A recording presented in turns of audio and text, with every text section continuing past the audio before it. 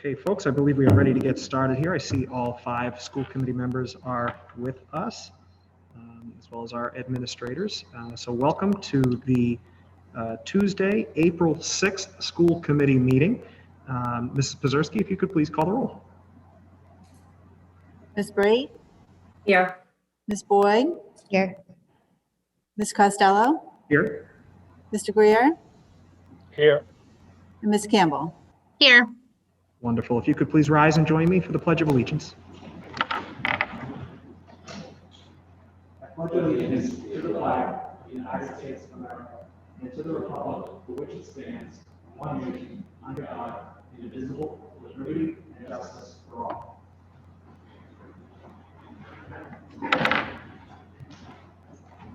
Thank you very much, folks. We have a much smaller crowd than we are used to having these past few months tonight, but a good crowd nonetheless. We appreciate everybody's continued advocacy and involvement in our meetings here, and appreciate the chance to participate in them.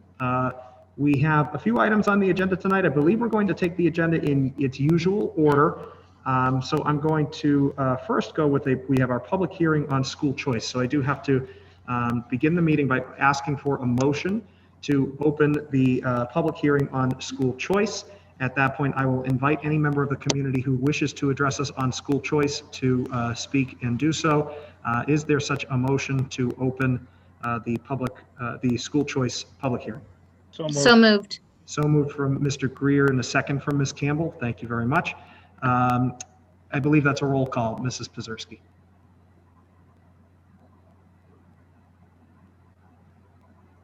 Ms. Boyd? Yes. Mr. Costello? Yes. Mr. Greer? Yes. Ms. Brate? Ms. Campbell? Yes.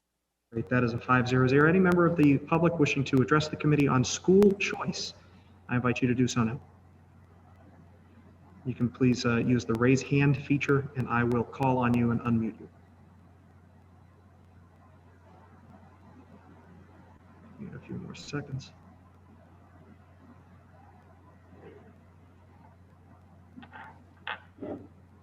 Okay, seeing none, we'll accept a motion to close the public hearing on school choice. Is there such a motion on the floor? So moved. So moved, Mr. Greer. Is there a second? Second. Second from Ms. Boyd. Thank you. I believe that is also a roll call, Mrs. Pazerski. Ms. Boyd? Yes. Mr. Costello? Yes. Mr. Greer? Yes. Ms. Brate? Ms. Campbell? Yes. Wonderful. That is also 5-0. Now we'll move into our regularly scheduled programming. We'll turn it on over to you, Mr. Granatino, for the superintendent's update. I know we've had a big week, so go right ahead, sir. Yeah, well, one of the action items is a review of the first couple days of full in-person instruction, so I'll hold off on most of that until that time. I do want to make note that we have, as we're starting to move back to a greater sense of normalcy within the school district as we're moving forward and bringing students back. We also have events that didn't take place last year coming back, and one of those events is the We Are Marshfield project, which Ms. Pazerski's been one of the co-founding members of the community to bring this wonderful activity together. I believe they have in the area of about 160 high school seniors that will be working on April 30th on projects around the community to beautify the community, to help out those that might need some assistance around their house, around their business, around the parks in town. And every year that I've been here, it's just been amazing to see so many kids and so many volunteers. I mean, there's dozens and dozens and dozens of parents and or townspeople that help out on this project. So WOMP, as it's affectionately known, will be on April 30th between 8 a.m. and 1:45. And obviously all of the appropriate social distancing protocols will be in place and as we pick the projects and do the work. So I think that the students are excited to be a part of it, and I know the adult volunteers are very excited to get it moving forward. So we're thrilled for that. Also, I want to quickly just thank again the town of Marshfield. We had our second round of shots for our educators. We had over 400 educators that received vaccinations in the last month. They had their first shots the week of March 11th and 12th, and they had their second shots this past week. The town coordinated with other communities in Plymouth County, as they are a Plymouth County vaccination center. Not only were Marshfield educators, but from Duxbury, from Scituate, from Pembroke. I know that there's going to be some other rounds where they might bring in some other area districts and have their educators vaccinated. So I know that was a big thing for our teachers, and it's just a great event to be able to have this. And Mike Maresco and the folks in Town Hall, the police and the fire department who have been doing yeoman's work, making sure that the vaccination process goes forward in an effective and efficient fashion. And they've done great work for the last couple months. And having our educators be able to get their shots was a real big deal, and we're really appreciative of it. And it's helping us move forward as a district. Also, and since we last met, we had obviously talked about memorandums of agreement with our Marshfield Educator Association, our Education Association, related to coming back to school. As you know, this week we came back fully at the secondary level, and we added a 5th day full in-person instruction at the elementary level. We did that in collaboration with our Marshfield teachers, and they, between the last meeting and now, had voted to approve the MOAs with our secondary folks, which we had already voted on at the previous meeting. And then we had to tweak the elementary MOA that we had passed back in February, early February, to account for the 5th day of full in-person instruction, or it's going to be a half day, early release, like our traditional Thursday. But it gives us the 5 days that we need to be in person, and we're in compliance with the state recommendations there. So actually ahead of the game in many of the ways that we brought folks back, but we're excited. I just want to thank the Marshfield teachers. The union president, Sally Marples, is online here somewhere, and I'm sure she'll be saying a few things later on, but it was great working with them, and everyone really did what we feel we had to do to make sure that we met the needs of our students and our staff, and it worked out well for all of us. So I just want to thank them. That's all I have. Thank you, sir. And before I turn it over to you, Dr. Martin, I just want to very quickly address the We Are Marshfield project and thank you, Mrs. Pazerski and Marie Kerman, for all of the work you've done for that since, 2013? Yes, 2013. That's an amazing project. It was like one of the worst parts of the pandemic for me was that we couldn't do it last year. And I just want to share a very quick story about so I've done, I believe every year, I've been lucky enough to volunteer with it. And in 2019, I took a great group of kids over to a house where a woman in her 80s lived by herself, and they did some just cleaning up of her garden beds and her lawn and everything, just real simple, straightforward stuff. And it clearly made her month.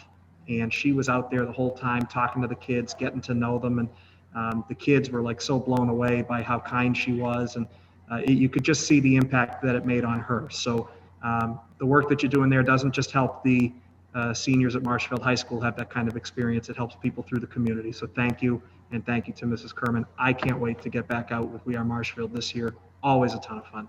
So thank you. I'm going to go ahead now and recognize Dr. Martin.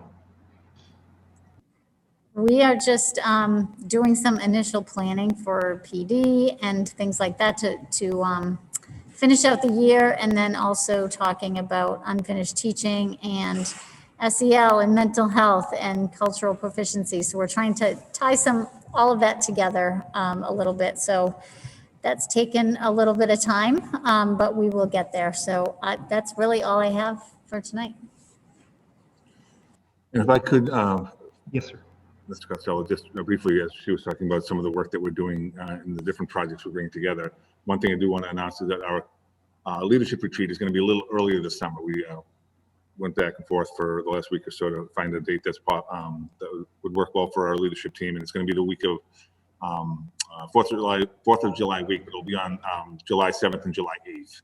So it's earlier in the summer. This way, the planning that we do and the initiatives that we identify within our leadership retreat will have a few months to do further planning before the start of the school year, as opposed to having the meeting in mid-August and then jumping right into the school year. So the leadership team felt getting at it earlier in the summer would be a better, more proactive way to handle some of the things that we want to work on this summer. And that's a lot of the work that Dr. Martin and Ms. Stellaro are working on their front. So there'll be more information for the committee, because we always do our financial planning as part of that as well at the retreat. So Right. keep you in the loop on And that. obviously that will be, once the committee is usually invited to lunch with the leadership team, that's always a posted meeting. Just so folks know, there's usually no set agenda, no votes are typically taken at that sort of retreat. But because all 5 school committee members are invited. It is usually just a posted item. So that's a good update, Mr. Granatino. Thank you. Thank you, We're Dr. excited Martin. about that. Wonderful. So I'm going to go ahead now and turn it on over to you, Mr. Miller. I have nothing at this time. Okay, very good update. those are Back and roll. those are the good ones, sir. Okay, so we have any subcommittee reports at this time? No? Okay. Seeing none, I don't believe we have any of our student representatives with us tonight. Do not see- What's that? No, I do not think No. we have. Okay. So we'll move on from that. We've reached the point in the meeting for public participation. If anybody would like to speak in public participation, use the raise hand feature, unless you're Sally Marples, in which case I will always accept you waving at me. So Mrs. Marples, I will go ahead and recognize you now. There we go. Thank There you you go. very much. First of all, I hope everybody had a lovely 3-day weekend. I think we all needed to take that deep breath, and I hope we certainly had a lovely Sunday, and hopefully the weather will improve as the week goes on for all those snacks that our kids are getting outside. First of all, I want to once again thank the school committee for being open and flexible in our negotiations. We've gotten off, from everything I've heard from my members, we've gotten off to a very good start this week, which is really important for our students and also for our faculty and staff.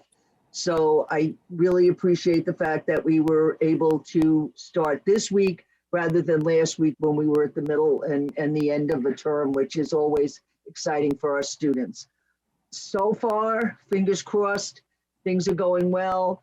What I'm hearing from our members is they are just really thrilled to be back with their kids and have the kids all there. And to see that energy, particularly at the high school, by having a full student classroom and having all the kids there, the energy, the sharing. And I think it's an exciting time. And it's been a very, very good week so far for everybody. So thank you for your flexibility. And hard to believe, you know, another week, 2 weeks, and it's April vacation. And then it's the, you know, before you know it, it's the end of the school year. So I'm glad we were able to get all back. And I'm hoping for a very successful and hopefully peaceful end to this year with no more negotiations except for the ones we absolutely have to have. So thank you, everybody, and have a wonderful week. Thanks, Sally. Thank you very much, Sally. We appreciate that. And of course, appreciate all of your continued partnership and the partnership with the MEA. Any other members of the public wish to address the committee at this time? I would invite you to use the raise hand feature, and I will unmute you and recognize you. Okay. I'm going to recognize this person. I see it, owner's phone. I'm just going to need you to state your name and what street you live on, and you will have 1 minute and 20 seconds. You can go right ahead. Hi, I'm sorry. It's Ashley McKinnon, 184 Valley Path. I'm on my phone as I'm No worries, currently Ashley. Go right driving. ahead. No problem. I just had a quick question in regards to, close the door, please. In regards to the current schedule within the middle school and high school, if there were any plans looking ahead to the rest of the year, if they're going to stay at this current schedule, or is there talks being done to allow the kids that extra time in school, more importantly, to have lunch? Okay, Ashley, thank you very much. We appreciate that. Under the open meeting law, we can't directly respond to comments that are made in public comment, but there is an item on the agenda for an update on the school opening. I'm sure Superintendent Granatino will discuss those items, so we appreciate that and appreciate your comment. All right, thank very you. much. Of course, thank you. Thanks. Any other folks wishing to speak in public comment? You can use the raise hand feature. Okay, seeing none, I am going to move on. We'll move the minutes to the end of the meeting as we typically do. And we'll just go right down in order. I know we have our newest school resource officer here, Justin Crowley, who I believe is a familiar face around the district, and very excited to have him back and in this role. I'm going to go ahead and turn it on over to Superintendent Granatino. Go ahead, sir. Sure, I'll introduce Justin, and I think Lieutenant Shaw may be somewhere lurking in the corners there, as well as maybe Chief Tavares. But Justin joined us about 2 weeks ago at the middle school. I'm sorry, at the elementary schools, and he's been immersed right away in all activities going on around the school, whether it's working with the principals and getting the kids into the building each morning. It's a little congested, with more traffic this year than ever before, but more importantly, he's in the classroom already, talking to students, hanging out in phys ed class, or doing things outside with students and their teachers. So it's been great to have him on board, and we just wanted to have him have a chance to introduce himself to the committee like we did with the others. And if there's any questions the committee may have for him, it's our chance to ask those. So Justin, you're on, and feel free to say as much or as little as you'd like. All right, thank you. I just want to thank everybody for allowing me to be in the schools. It's awesome. I'm loving it so far. The kids are great. All the teachers have been really receptive. All the principals have been great as well. Opening arms, welcoming me into the school. It's awesome. Yeah. Other than that, I really don't have too much more than that. Does anybody have any questions for me as far as my function or what I'm supposed to be doing? So I'll open it up to the committee for questions, but Justin, I just really quickly want to say that I know you've been around the schools before, and God, almost 2 years ago now, when I was over at Martinson, I think it was one of the high five days, I had a chance to stand outside and chat with you a bit, and it was just really great to see the relationship you had formed with the kids already at that point. They clearly loved you, and you had clearly had an impact on them. So it's really great to see you in this role. Obviously, it's a really important partnership for us, the School Resource Officer Program. That's why this committee has done whatever we can to expand it.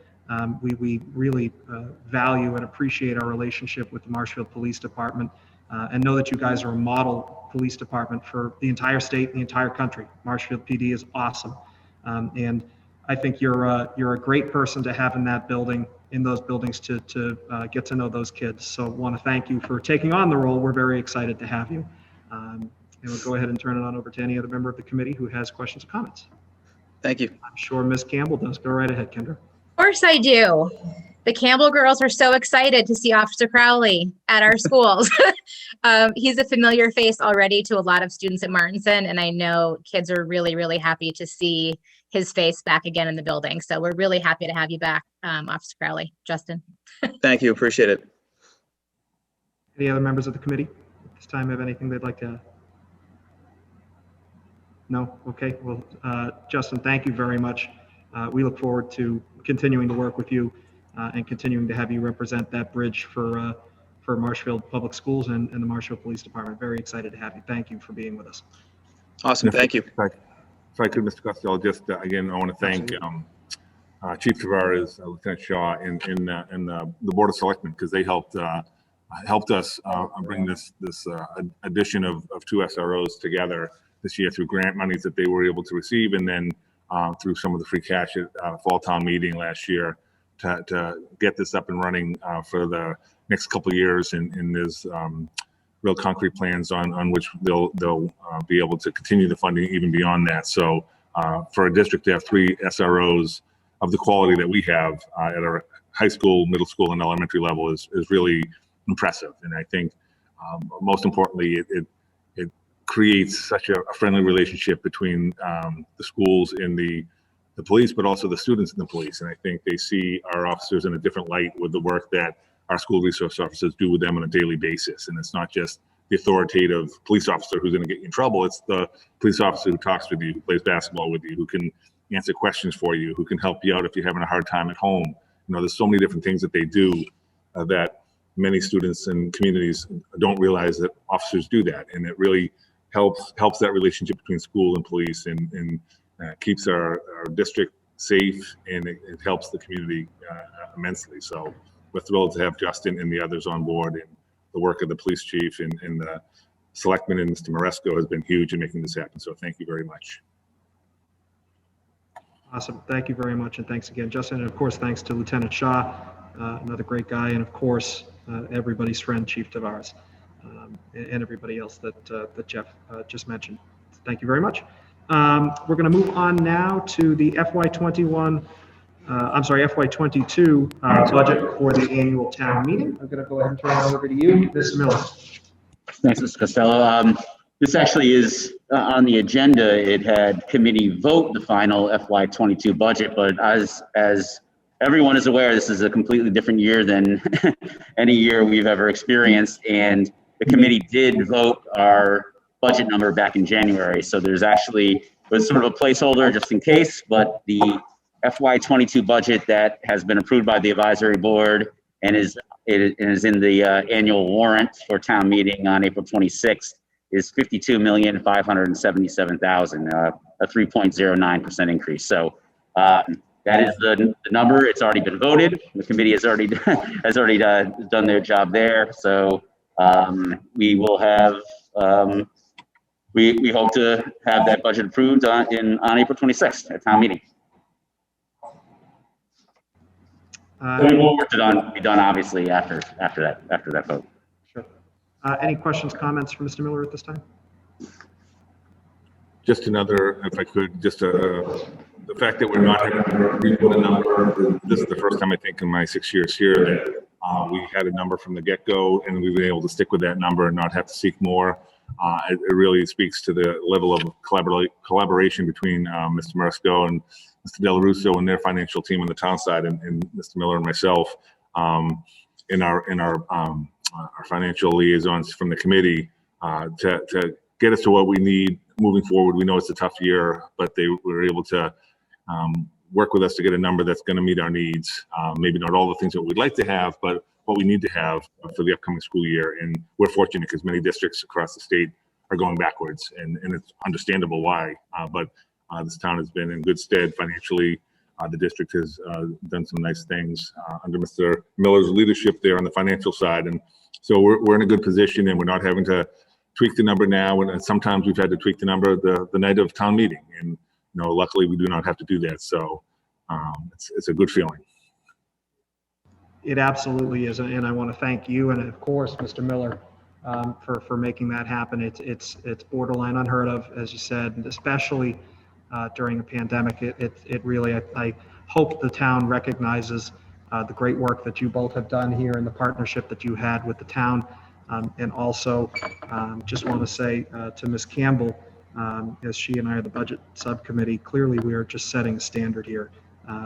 So in all seriousness, though, you guys do all the heavy lifting there, and very much just want to thank you both for that. That's wonderful. And of course, like you said, Mr. Del Russo and Mr. Maresco, that's a wonderful update. Ms. Boyd, you unmuted, go right ahead. Yep, I just had a quick question on whether or not there's any updates on federal funding coming to us and just what the status is of that. Great. Sure. Nothing's changed since the last meeting. We haven't received anything on the American Recovery Act. I believe that's the title. The last stimulus piece. It definitely has been approved. The DSC has mentioned that they're awaiting the information from the federal government on that. We're expected to get about 2.2 times the amount we received in the second ESSER funding, which would be about $2.7 to $2.8 million. Significant amount, but that's also available for a 3-year period. So we can use that fiscal 22, 23, and 24. And we've yet to see any details on what specifically that money would have to be utilized for. Great, thank you very much. Thank you, Ms. Boyd. Any other questions, comments at this time? Yeah, I got a quick question for Go Tom. ahead, Mr. Greer. Feel free to not answer it because I'm putting you on the spot. MSBA, are we submitting an SOI this year? That's a good question, Mr. Greer. That just opened up. Yes, the statement of interest just opened up. We will be submitting an accelerated repair project for the Martinson roof, and that I think that's not due till the process is a little bit later this year. I'd have to look it up. I think it's due in May. So that will come to the committee for a vote before it's submitted. So probably at our next committee meeting. Can we make sure that's on the agenda for the next meeting? Yes. Okay. That's a good question, Mr. Greer. Thank you very much. Every so I know- often I have one. That's very true. I know the MSBA is meeting, not this week, next week to approve some projects that are going to be brought forward to them, but I don't believe we are in that round. I think that's more of a rebuilding and not an accelerated repair. So that's definitely something in the pipeline. So thank you, Mr. Greer. Any further questions, comments at this time? There's no action is needed.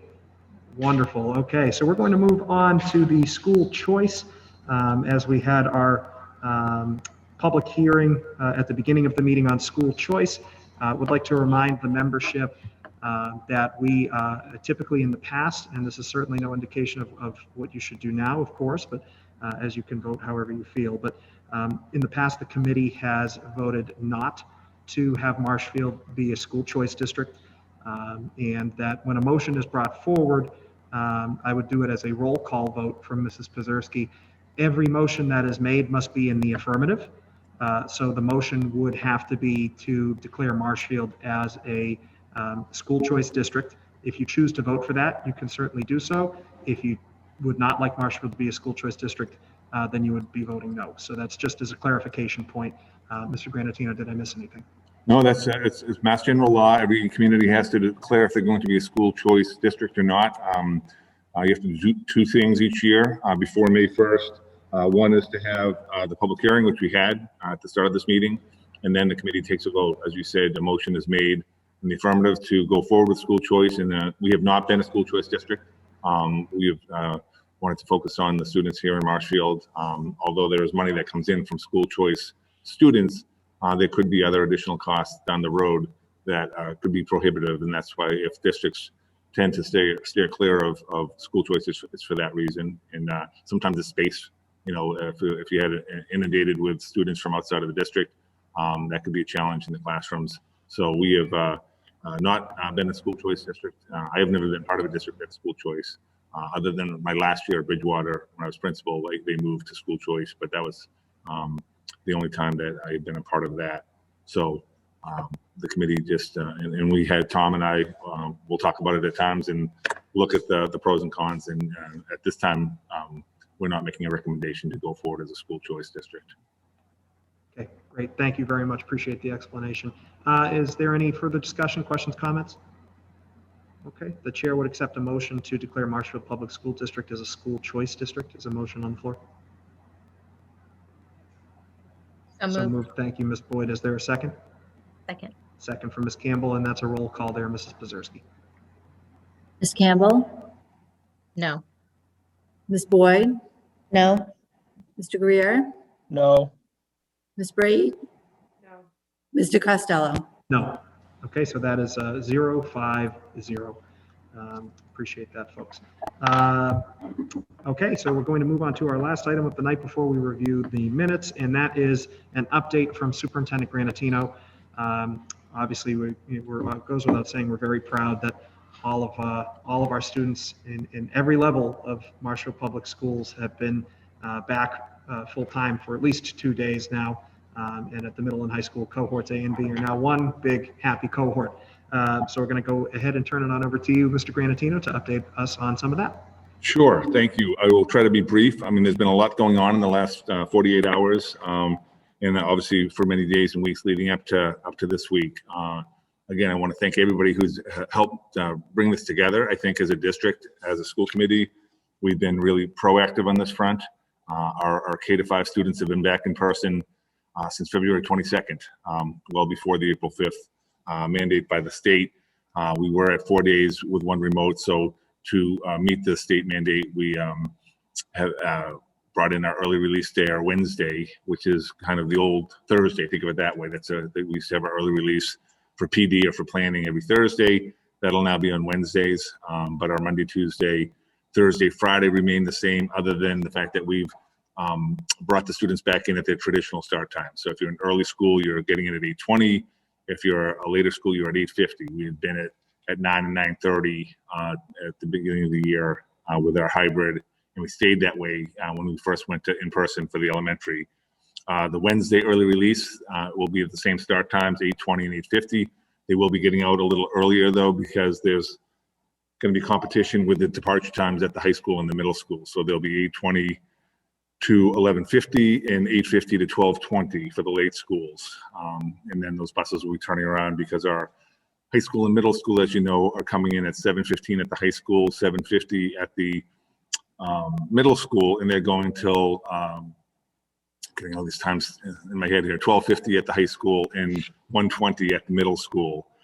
So the rationale there again, and you know, Ms. McKinnon had alluded to it in public comment about the fact that we do not have sit-down lunches, and that's probably the biggest change. That's part of our plan. And for the first 2 days, it's worked pretty well. I did get one email from someone who had some concerns about the lack of sit-down dining, but we have had snack breaks built into the day. There is morning breakfast snacks available as well. And then when the students go home at the earlier time, they have the ability to grab a bag lunch if they haven't brought one themselves. And I'd say at the middle school, we had about 260 students, 260 to 265 take the lunches the first day. The high school was a little less than that. It was about 120 that took the meals, but I think kids are just going to get used to it, and word of mouth will spread, and there'll be more folks doing it. But they've had snack breaks, whether it's outside, whether it's down in the cafeteria.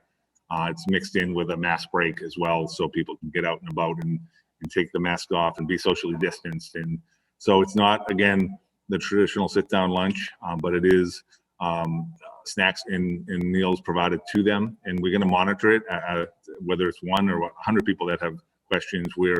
I want to make it clear that we will be monitoring this throughout the first few weeks, and if there's tweaks that we have to make for the benefit of the students, we're obviously willing to do that. We've been making adjustments to our plans throughout the year. This is something that the facilities group, when they came forward with different options, we looked at, again, if we were to have a traditional lunch the way we've had it all year, and with 6-foot distancing, which is again the catch that's making us have to look differently at this, we'd have to have 8 lunches at the high school and 8 lunches at the middle school if we didn't use other spaces, and those spaces could be the gym or the auditorium, but then those are our biggest classrooms, and they're being used throughout the day, so we would really be hampered if we had to use those spaces. So this is where we came up with this plan to have, again, the truncated day, ensure that we have the time on learning that we need, but also the ability for snacks and for the bag lunches at the end of the day. So, well, and not to interrupt you, but that was my question there, is that obviously that's definitely a concern that the committee had discussed at length, and know that the facilities group felt strongly that was the best route forward.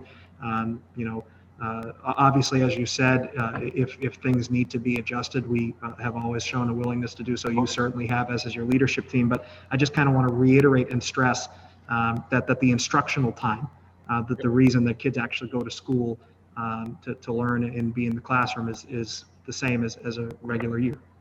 Yeah, it's matching the expectations from the state, and in some areas that we're exceeding that time frame.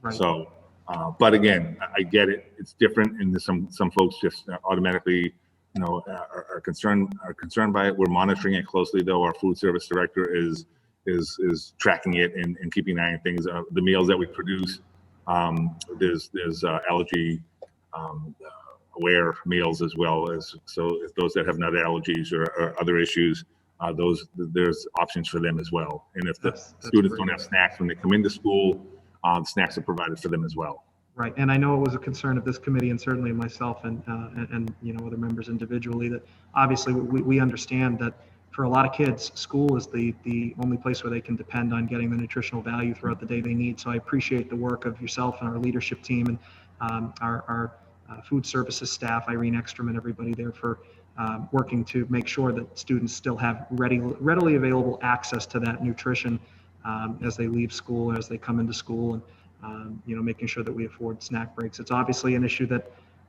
is important. Folks certainly care about it. Rightly so, but I'm confident that once we, you know, get used to this week and the new model, that folks will see it's certainly sufficient. For everything that we're doing for the first few weeks, it's kind of nice that we have, you know, this week and next, and then we have a break. So if, you know, it gives us a chance to kind of regroup and assess the first 2 weeks and see what worked, what didn't work.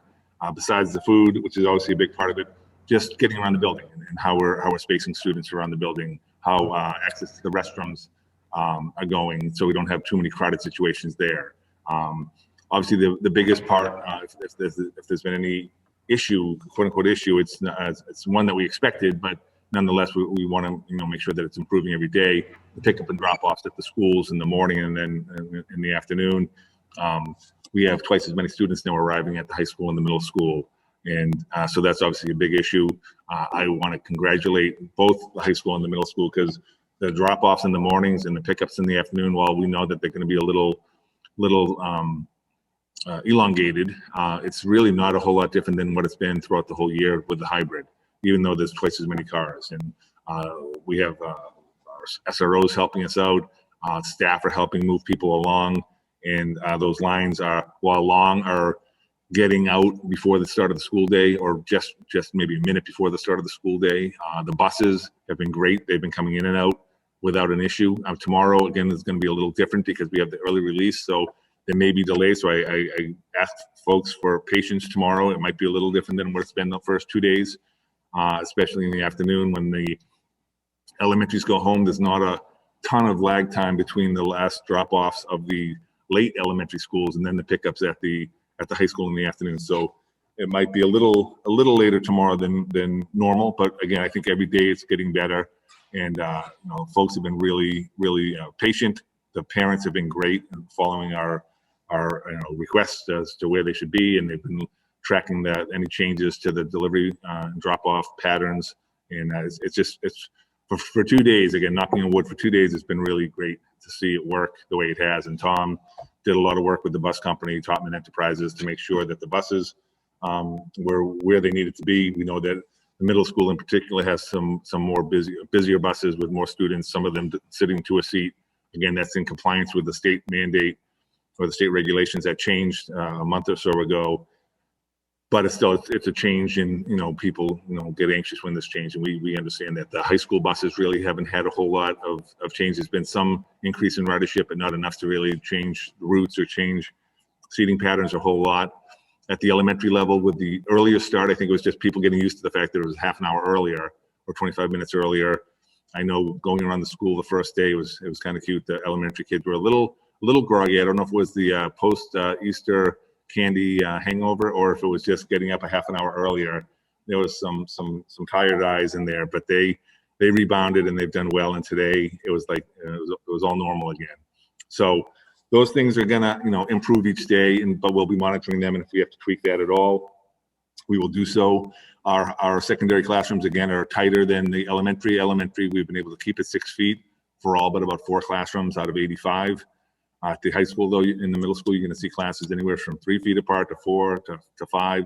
Obviously, in some classes, students might be further spread out, which is great. But we're within the CDC and within the DESE standards. But it is different.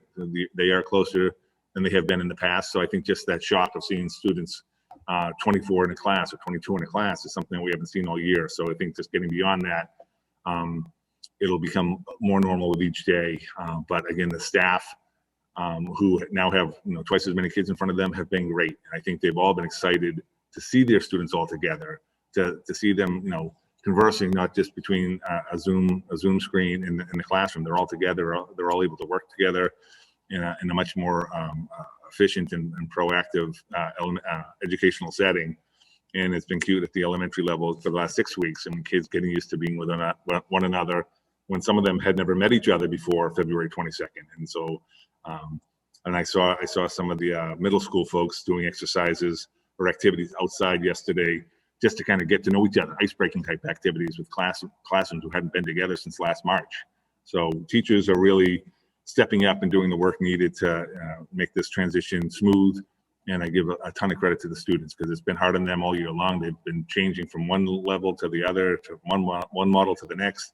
And while they might not be thrilled all the time they have to make a change, they are doing remarkably well with it.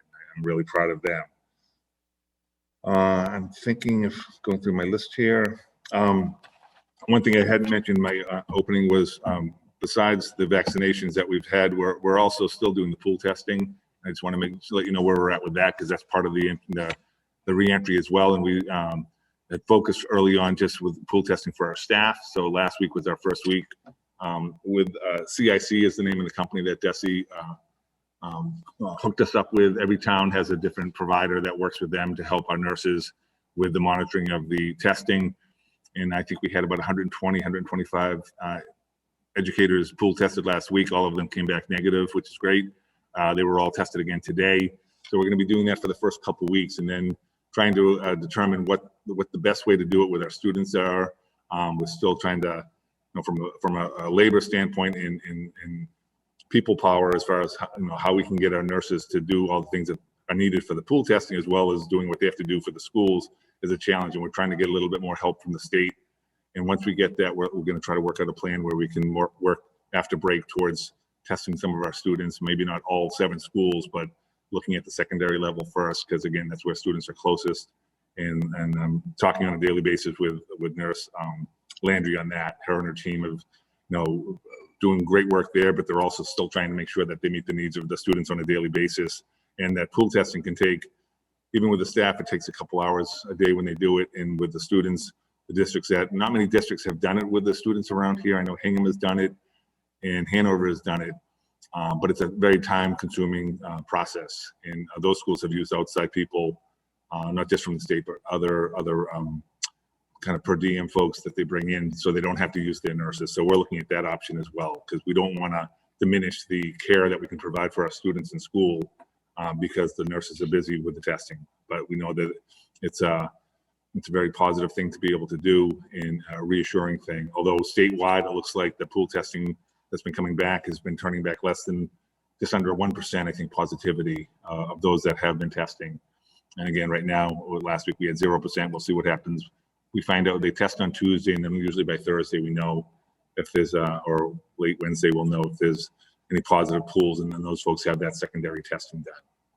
So those parents that are wondering if we might be doing this with them, again, before we do anything, we will be sending out consent forms. So this is not something that's mandatory for parents and or for staff to take, and they'll be able to obviously opt out without a problem. And that's all I have. Great. Thank you very much, Mr. Granatino. Does anybody have any questions, comments on the committee? No? Yes, Ms. Brake, go right ahead. I just have a couple questions.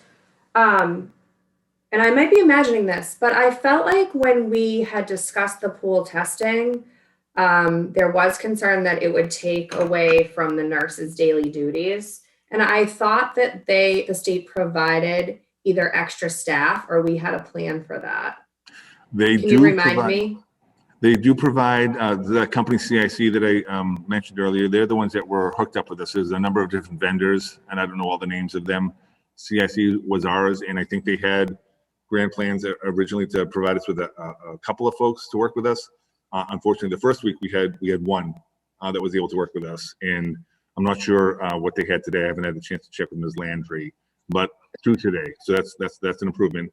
But when we do go to students, we could have upwards to 200, 300, 500 students maybe testing in a day, and so we're really going to need a little bit more. So we want to try to find assurances either from CIC or from some other sources that will, even if we have to pay. Again, the CIC resources are at no cost to the district, and the state has said that they will continue that for districts throughout the rest of the school year at no cost. But I think they're being spread because early on there was about 100 to 150 districts that signed up for it, and then as we were signing up for it, it moved to closer to 170 to 200, and now I think there's well over 200 because with everyone coming back in, that was one of the steps that the governor was urging districts to go towards as a means to make sure that the environment was safer.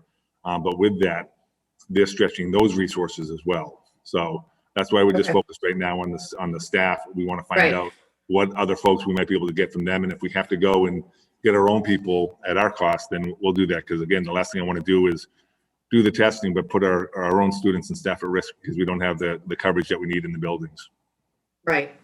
Okay, I was just curious if there was an option, to maybe utilize some medical parent volunteers that we had. I know that there were a lot of people that wanted to, volunteer for the vaccination site that weren't utilized because the fire department is administering all those shots. So I didn't know if that was possibly an option. I think we've been talking to Ms. Landry in the last week or so about that and about people that are, not our nurses or even a per diem nurse. You do not have to be a licensed nurse or nurse practitioner to administer the Okay. swab. Okay. It's really a self swab that they're just monitoring it and collecting it. So, but we want to get the right people in there, and Right. it's Totally. hard to find Okay. folks who always want to handle that, but we will look at all of those options if we're going to move in that direction after break. Okay. Thank you. And then one more question. How many students did we have move to the fully remote program after we went fully in-person instruction? I know we just had the numbers. I think both the high school and the middle school had about 10 less in the remote program. So we had a net into the classroom setting at each school. Okay. Yeah. The net gain was about 10 each. And then at the elementary level, I apologize, I don't have that number off the top of my head. That's I know okay. but we can find that Where out. to I think find me. again, we had a handful that came out. We had a smaller number that went into the remote. Okay. And again, if people choose to stay in the remote for the rest of the year, that's totally fine. We love our remote programs, and they're thriving still. And if students want to move from remote into the traditional classrooms, it might not be able to happen overnight. It might take a couple days. We've been saying throughout the year that it might take a week or two to do that. But I think, we'll be able to do it in a pretty efficient pattern if people feel more comfortable coming back in. Oh, I'm getting some numbers here right now. So, okay, so that's the elementary. Yeah. So 2 weeks ago, we were at 126 at the elementary, and that's again for kindergarten grades 1, 2, 3, 4, and 5. Now we're down to 106. So we have about 18, 17 on average in each grade level. So that was a reduction of 20 kids, so 106 still in the program.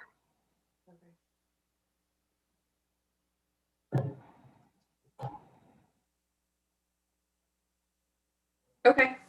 All right. Thank you very much.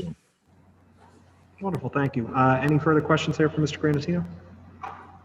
Or any comments from any members of the committee? Okay, so I just want to say thank you. Again, I know it's been a logistically interesting couple of weeks. Yeah. For our entire team, yourself, everybody here, the administrative team, and our leadership at the middle and high school, as well as our elementary folks, getting that all back together. So I want to thank them. And I want to thank the parents once again. I want to thank the students for their patience throughout a year that's been a challenge for everybody, not just us in Marshfield, but for everybody. It's certainly been something that we've never seen before, and I think it's a wonderful thing to have all of our students back in school 5 days a week and learning in the classroom full time. So I appreciate everybody who was able to make that happen. That all being said, we do have a couple of sets of minutes to approve. There is a set of minutes from our March 23rd meeting, as well as the executive session minutes from the March 23rd meeting. Would invite folks to take a look at those. We'll do the 23rd regular meeting first, and then we'll take the executive.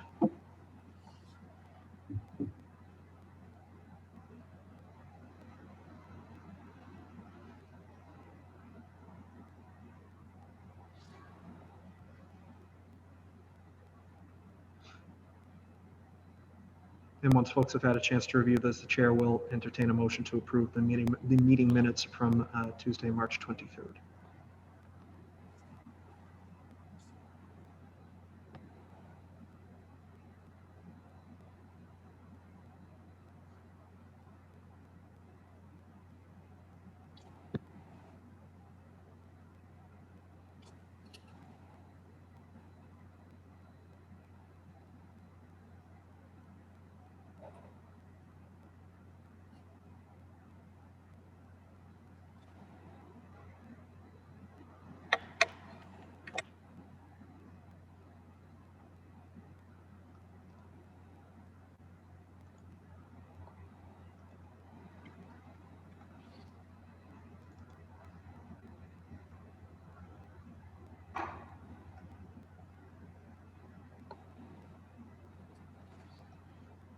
Is there such a motion on the floor? Motion to approve the minutes from The 23rd of March. 23rd, March, sorry. Thank you very much, Ms. Boyd. March Motion's 23rd, been made sorry. by Ms. Boyd. Is there a second? Second. Second from Ms. Campbell. All those in favor, please signify by raising your hand, saying aye. Aye. Aye. Opposed? Abstaining? That's a 5-0 there, Ms. Pazerski. And then the executive session meeting minutes from the 23rd. The motion that would be on the floor would be to approve the executive session meeting minutes from Tuesday, March 23rd, 2021. So once folks have had a chance to review those, you can just tell me so moved. So moved from Ms. Brait. Is there a second? Second. Second, thank you, Ms. Boyd. That's a roll call there, Ms. Pazerski. Brait? Ms. Campbell? Yes. Ms. Boyd? Yes. Mr. Costello? Yes. Mr. Greer? Yes.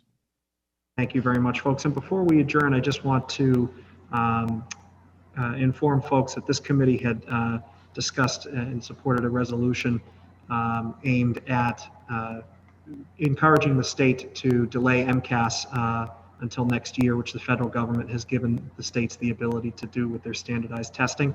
We just want to make sure folks know that out of our 40-member state Senate, 29 members of the state Senate sent a letter to the governor urging him and the commissioner of the Department of Elementary and Secondary Education today to do just that and to focus the remaining limited time we have in the school year to in-person learning as much as possible.